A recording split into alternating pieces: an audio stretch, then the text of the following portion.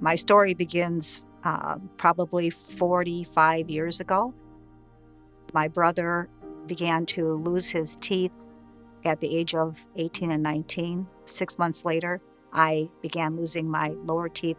I was in dentures from the age of late 20s until 3 years ago.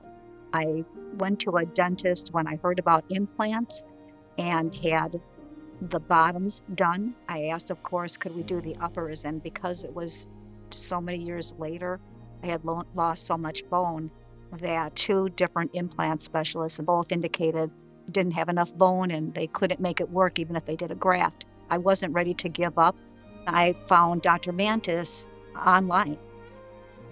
So when I first met her, she came in and she had a lower implant supported denture, and she had that done by somebody else.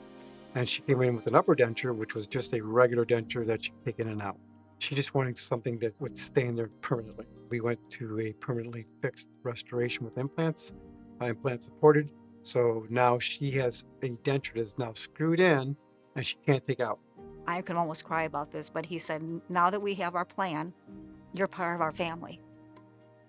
When I saw my smile, I got teary-eyed. I felt normal, and I hadn't for a long time. Dino said, oh boy, we've got a crier here. And he said, you look wonderful, and it's perfect.